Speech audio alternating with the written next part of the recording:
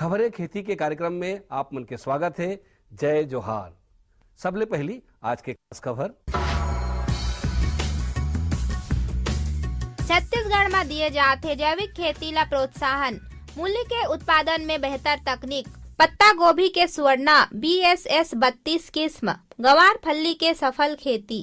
नीति कृषि के क्षेत्र में हरदम नवा बदलाव आवत रही और ये बदलाव मन ला किसान मन हा अपना के फायदा उठा सकत है। जैविक खेती के दूसरा नाम फार्मिंग सिस्टम है, यानी कि खेत में ही खाद, पानी, कीटनाशक आदि के जरूरत खेत ले ही उत्पन्न करना होथे। एखर ले किसान भाई मन ला बाहरी रूप ले खर्च कम आथे और सब्बो समस्या के समाधान खेत में उपजे अन्य पेड़ पौधा ले हो जाथे और रासायनिक उर्वरक के जरूरत ह नहीं पड़े।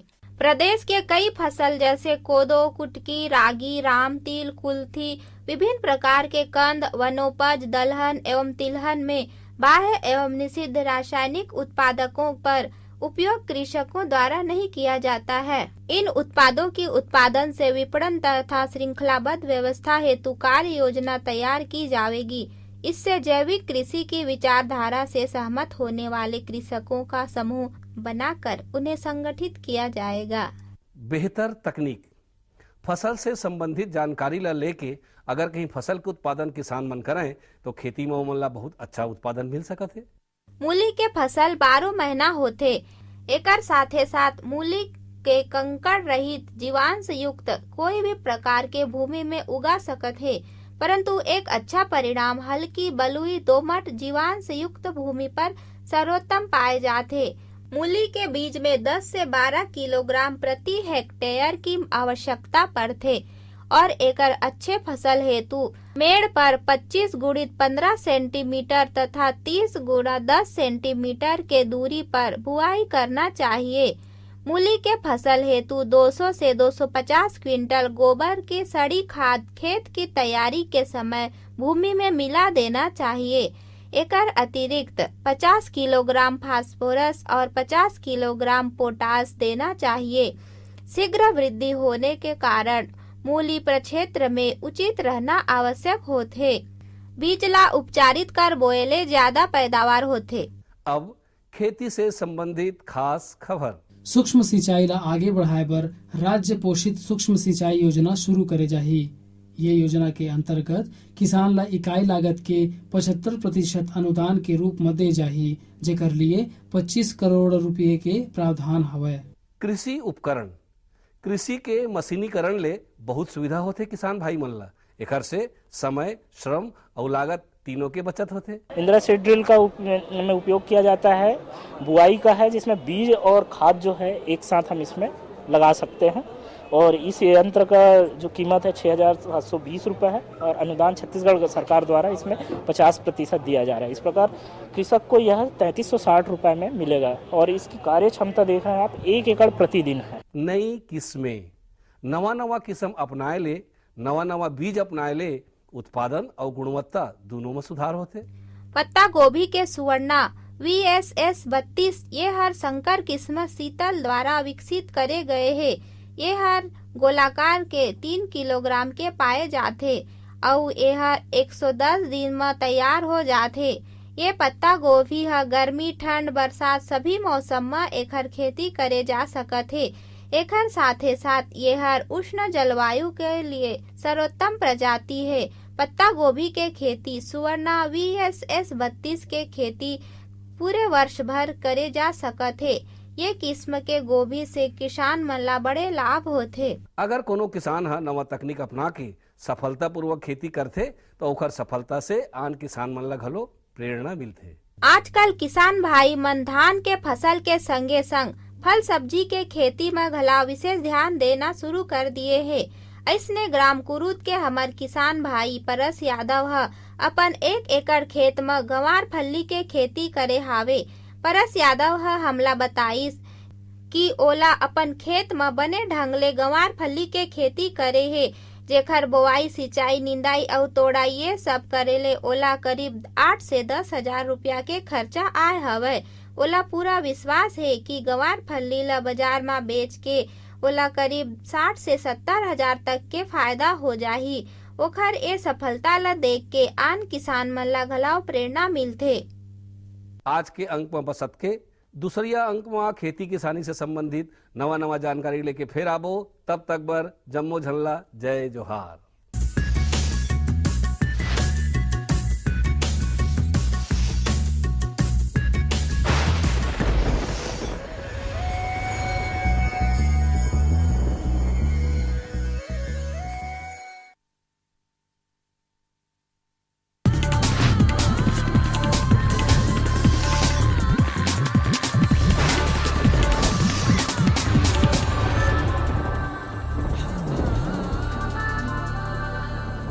नमस्कार, मंडी भाव में आप मन के स्वागत है। आवा देखबो हमारे प्रदेश के अलग अलग जगह के मंडी मन में धान, फल और सब्जी मन के का भाव है।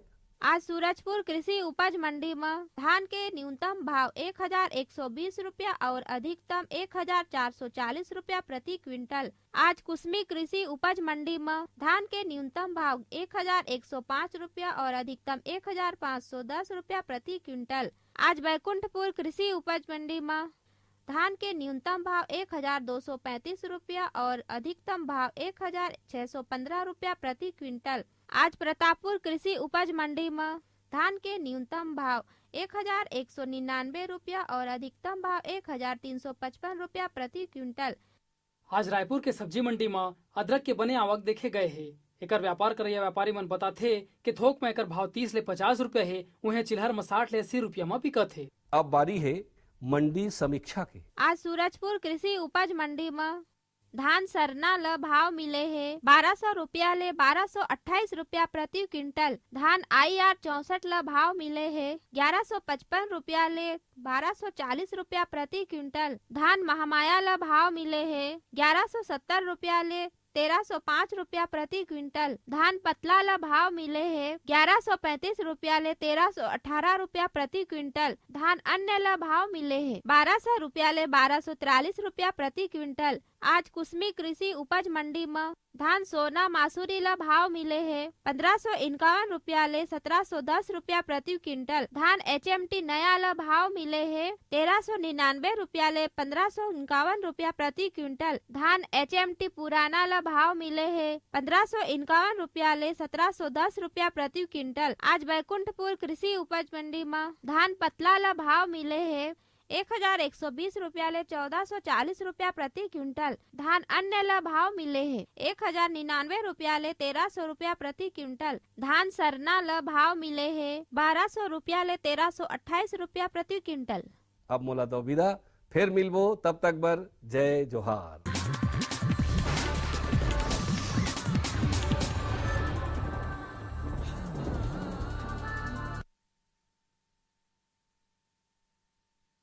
यहाँ छत्तीसगढ़ में अभी फिलहाल मौसम की स्थिति काफ़ी शुष्क है हवा, और अभी हवा की दिशा मुख्य रूप से बोलने से छत्तीसगढ़ में हमारे उत्तरी छत्तीसगढ़ में जैसे अंबिकापुर बिलासपुर तक के ये हवा की दिशा कुछ उत्तरी हवा आ रही है, जिसके कारण वहाँ पे ठंड का मौसम ठीक है, ठंड का हालचाल। जैसे कि अभी सबसे कम टेम्परेचर अंबिकापुर में दर्ज किया जा रहा है 7 डिग्री सेल्सियस, तो वहाँ उत्तरी हवा का प्रवेश हो रहा है। लेकिन बीच में अपना रायपुर संभाग में यहाँ पे क्या एक प्रति चक्रवात बना हुआ है, थोड़ा सा उड़ीसा साइड में एक चक्रवात बना हुआ है गुजरात में, तो इसके कारण क्या है पूरी हवा की दिशा यहाँ पर पूर्वी से लेकर दक्षिणी पूर्वी तक दिशा हो रही है। उसके कारण रायपुर का संभाग में खास तौर से रायपुर के आसपास में संभाग पूरा इलाका जो है उतना ठंड नहीं है जितना ठंड होना चाहिए। तो यहाँ पर उसी का असर से ये प्रति चक्रवात के असर के कारण यहाँ पर उतनी उत्तरी हवा का प्रवेश नहीं हो रहा है। और अपने साउथ बस्तर, जैसे बस्तर बोलेंगे दक्षिणी भाग में, तो वहाँ पे कुछ हवा का ये उत्तरी हवा का प्रवेश हो रहा है, तो उसके कारण वहाँ भी ठंडा है। तो छत्तीसगढ़ में ये बोल सकते हैं कि बीच के हिस्सा छोड़ करके उत्तरी छत्तीसगढ़ और दक्षिणी छत्तीसगढ़ में यहाँ ठंड का एहसास अच्छा है। लेकिन रायपुर में बोलेंगे तो अभी इस सीज़न के हिसाब से जो हम लोग का जितना ठंड होना चाहिए नॉर्मल से थोड़ा सा ज़्यादा टेम्परेचर है, हम लोग 2 से 3 डिग्री तक ये ज़्यादा है टेम्परेचर, मिनिमम टेम्परेचर। ये लो और बताओ। बस। अरे ये क्या भैया जी, बस इतनी सी रासायनिक खाद। किसानी छोड़ रहे हो क्या? किसानी नहीं, नादानी छोड़ रहे हैं। मिट्टी की जांच कराई है। अब तो लालाजी जितनी जरूरत है उतने ही उर्वरक खेत में डालेंगे। हाँ, किसान भाई आज ही अपने जिले की नजदीकी भूमि परीक्षण प्रयोगशाला में मिट्टी की जांच जरूर करवाएं और मिट्टी में पोषक तत्व, नमी व पौधे के विकास को देखते हुए केवल जरूरत के अनुसार ही पोषक तत्व डालें। और हाँ, मिट्टी में गंधक, जस्ता, बोरोन जैसे सूक्ष्म पोषक तत्वों का पता लगाना भी न भूलें। उर्वरक और जैविक खाद के सही उपयोग से भूमि का उपजाऊपन बनाए रखें, उत्पादकता बढ़ाएं, खर्चा घटाएं और बहुमूल्य विदेशी मुद्रा बचाने में भी सहयोग दें। और हाँ, धीमी गति से नाइट्रोजन उपलब्ध कराने वाले उर्वरकों जैसे नीम लेपित यूरिया को प्राथमिकता दें और यूरिया का पत्तों पर छिड़काव करें। अरे वाह, तू तो सचमुच समझदार हो गया रे। अधिक जानकारी के लिए संपर्क करें जिला कृषि अधिकारी या किसान कॉल सेंटर। अम्मा खाना दे दो ना। सबर कर गोलू, अभी दाल नहीं गली है। तू फिक्र ना कर गोलू की अम्मा, अब की बार अपनी दाल खूब गलेगी। क्या मतलब जी? अब की बार NFSM के तहत दाल की पैदावार को बढ़ाने के तरीकों को दिखाने के लिए देश में 1000 क्षेत्र चुने गए हैं, जिसमें हमारा इलाका भी आ गया है। पर इससे हमें क्या फायदा? हमें 5 एकड़ खेती के लिए खाद और कीटनाशक के अलावा बढ़िया बीजों की एक मिनी किट भी मिलेगी। इतनी दाल का करेंगे क्या जी? अरे भगवान, सरकार ने दलहन का समर्थन मूल्य भी खूब बढ़ा दिया है और इनकी खरीद का भी पूरा इंतजाम कर लिया है। इससे आमदनी बढ़ेगी और फिर हमारा गोलू अच्छे स्कूल में जाकर के कृषि वैज्ञानिक बनेगा। हाँ जी जी जी। किससे बात कर रहे थे इतना हंस हंस कर? किसान कॉल सेंटर में विशेषज्ञ से खेती के बारे में सलाह ले रहा था। सुबह भी, रात को भी? किसान कॉल सेंटर सुबह 6 बजे से रात को 10 बजे तक खुलता है। रविवार को भी? साल के 365 दिन खुलता है। पर तुम ये सब क्यों पूछ रही हो? मैं तो कुछ और ही समझी थी। कृषि संबंधी समस्याओं का अपनी भाषा में तुरंत समाधान पाने के लिए पूरे भारत में किसी भी फोन से राष्ट्रीय हेल्पलाइन नंबर 1800-180-1551 पर संपर्क करें। कृषि दर्शन देखने वाले सभी किसान भाइयों को प्यार भरा नमस्कार। किसान भाई, हम इस कार्यक्रम में आपको कृषि संबंधित आधुनिक एवं उन्नत खेती की जानकारी से अवगत कराते रहते हैं। आज के इस कार्यक्रम में हम आपको सेमी की वैज्ञानिक एवं उन्नत खेती की जानकारी देंगे। तो सेमी की वैज्ञानिक एवं उन्नत खेती कैसी की जाती है, आइए इसकी जानकारी लेते हैं। छत्तीसगढ़ में सेम का भी भरपूर उत्पादन लिया जा सकता है, क्योंकि यहाँ का वातावरण सेम की खेती के लिए एकदम मुताबिक है।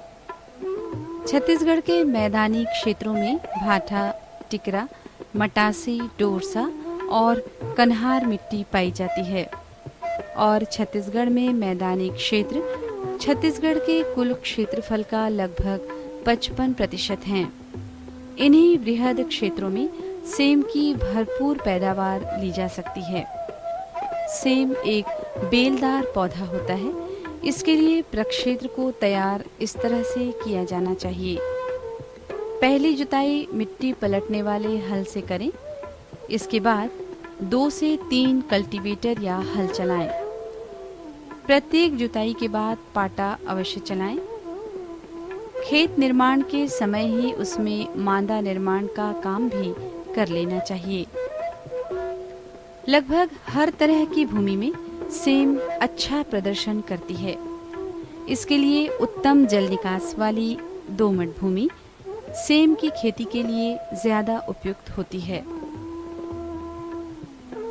कृषि वैज्ञानिकों के अनुसार सेम की अच्छी पैदावार के लिए अधिक जलधारण क्षमता वाली डोरसा और कन्हार मिट्टी उपयुक्त होती है।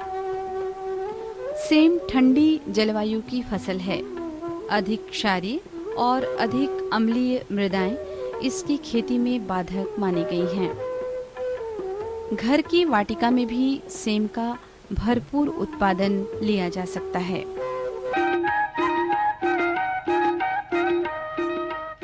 सेमी की खेती में जल प्रबंधन का बड़ा महत्व होता है। सिंचाई कब और कैसे की जानी चाहिए, ये जानना बहुत ही महत्वपूर्ण बात है। और अगर सिंचाई ड्रिप इरिगेशन के माध्यम से की जाए तो इसका अत्यधिक लाभ मिलता है। तो सिंचाई कैसे की जानी चाहिए, आइए इसकी जानकारी लेते हैं। हमारे राज्य में औसत वर्षा 1200 से 1400 मिलीमीटर की होती है। खेतों में जल वर्षा के उपरांत लगभग पूरे अक्टूबर माह तक उपलब्ध रहता है। सेम की उम्दा पैदावार के लिए सिंचाई व्यवस्था पर भी ध्यान दिया जाना चाहिए। सेम का पौधा भूमि में पर्याप्त नमी चाहता है। इसकी व्यवस्था भी आधुनिकतम हो तो और भी ज्यादा बेहतर परिणाम आते हैं। सिंचाई के लिए टपक पद्धति या ड्रिप इरिगेशन अपनाया जाए तो परिणाम बेहतर मिलते हैं। जल निकासी का भी ऐसा इंतजाम होना चाहिए कि जल की आवक जावक बराबर बनी रहे। सिंचाई को लेकर दिखाई जाने वाली जरा सी असावधानी परिणाम को प्रभावित करती है।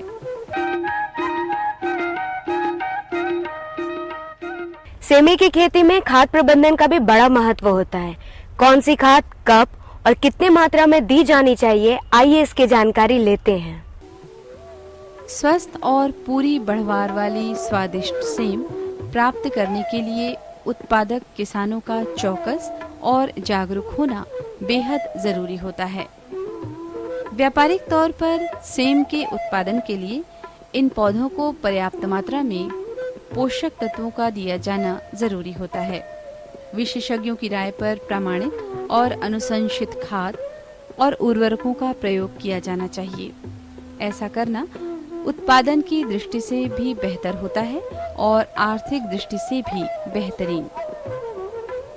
आमतौर पर समझा जाता है कि सेम वर्गीय फसल के लिए किसी खाद की और उर्वरक की आवश्यकता नहीं होती।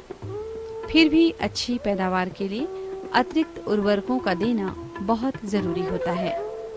पोटाश और फास्फोरस का इसकी पैदावार पर अच्छा प्रभाव पड़ता है। चूंकि सेम दलहन वर्गीय फसल है, इसलिए इसे अधिक नाइट्रोजन की आवश्यकता नहीं पड़ती। उत्तम तो ये रहेगा कि मृदा की जांच कराकर ही खाद और उर्वरकों का इस्तेमाल किया जाए। अगर किसी कारणवश मृदा की जांच न हो पाई हो तो उस स्थिति में प्रति हेक्टेयर खाद और उर्वरक इस मात्रा में डाला जाना चाहिए। गोबर की खाद 15 से 20 टन, नाइट्रोजन 15 से 20 किलोग्राम, फास्फोरस 70 से 80 किलोग्राम, पोटाश 70 से 75 किलोग्राम। गोबर की खाद को खेत की तैयारी के समय खेत में समान रूप से बिखेर देना चाहिए और उर्वरकों की संपूर्ण मात्रा का मिश्रण बनाकर अंतिम जुताई के समय भूमि में डाल देना चाहिए। यहाँ एक बार फिर हम कहना चाहेंगे कि जमीन की गुणवत्ता की भी जांच करा लेना इस बात के लिए सहयोगी होता है कि अमुक भूमि में कौन सा उर्वरक या कौन सी खाद ज्यादा फायदेजनक होगी।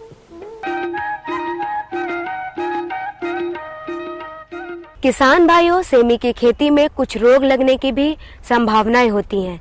ये रोग क्या हैं और इनसे कैसे बचें, आइए इसकी जानकारी लेते हैं। सेम की फलियों और उसकी पत्तियों में लगने वाले कीट और रोगों से बचाना भी उसे एक सेम उत्पादक किसान की जिम्मेदारियों के तहत आता है। अगर वक्त रहते इन रोगों पर काबू न पाया गया तो आर्थिक क्षति की आशंका हो सकती है। सेम की लताओं में फफूंद कारक और फफूंद जनित रोग के होने की भी भरपूर आशंका होती है, जैसे चूर्णी फफूंदी रोग और मृदुरोमिल फफूंदी रोग। कृषि विशेषज्ञों की राय पर इन रोगों से छुटकारा पाया जाना चाहिए। बेल वाली सब्जियां सहारा चाहती हैं और यदि उचित सहारा दिया जाए तो लताओं में उगने वाली सेम भी बड़ी तेजी से अपनी वृद्धि करती है। छत्तीसगढ़ के कुछ सब्जी उत्पादक भाइयों ने सेम की लताओं को उसकी प्रकृति के मुताबिक भी लगाना शुरू कर दिया है। ऐसी व्यवस्था कर दी जाती है कि इन लताओं का संपर्क भूमि से कम ही पड़े। ऐसा करने से जल के अतिरेक से इनकी पत्तियों के सड़ने की संभावना भी स्वमेव कम हो जाती है। एक पंडाल नुमा रचना इस काम के लिए सबसे उपयुक्त होती है। ये व्यवस्था इसलिए भी बेहतर मानी जाती है कि इस तरह से सेम की फली की बढ़वार का भी आकलन भली भांति किया जा सकता है और तुड़ाई भी आसानी से हो पाती है।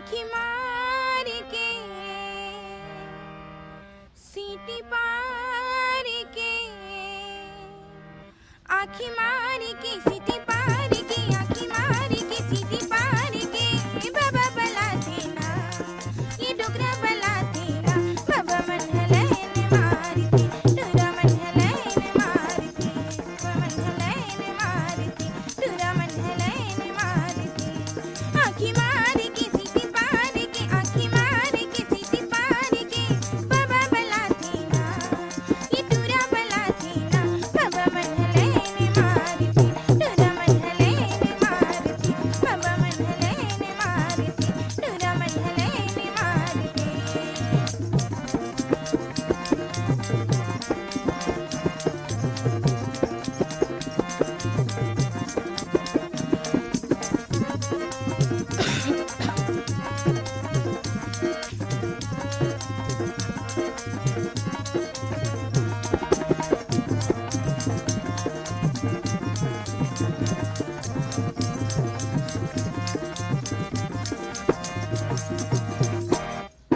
बाली उमरी मोरी तन्हा किसी की मैं समझावा बाली उमरी मोरी तन्हा किसी की मैं समझावा जवानी माँ आगी लगा के मैं किसी की डुबरा लचावा मेरी जवानी माँ आगी लगा के मैं किसी की डुबरा लचावा अब हमारी किसी थी पार के अब हमारी किसी थी पार के बाबा बला देना ये टूरा बला देना बाबा मन हलैन मारती टूरा मन हलैन मारती बाबा मन हलैन मारती टूरा मन हलैन मारती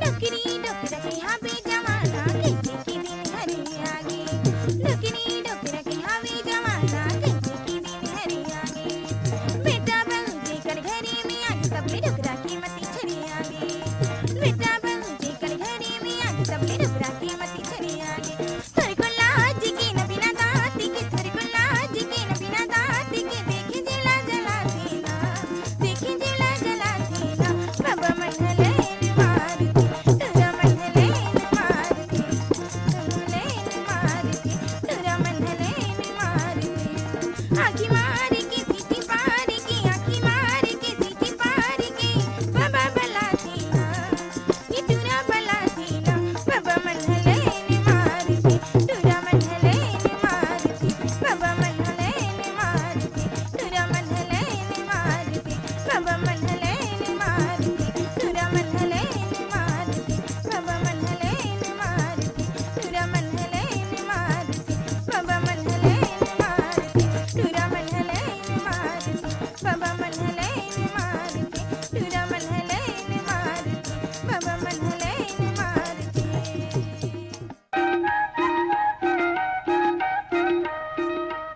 तो किसान भाइयों, आशा है कि आज के इस कार्यक्रम से आपको काफी महत्वपूर्ण जानकारी मिल गई होगी। तो आज के लिए बस इतना ही। अगले कार्यक्रम में नए विषयों के साथ फिर उपस्थित होंगे। तब तक के लिए इजाजत दीजिए। नमस्कार।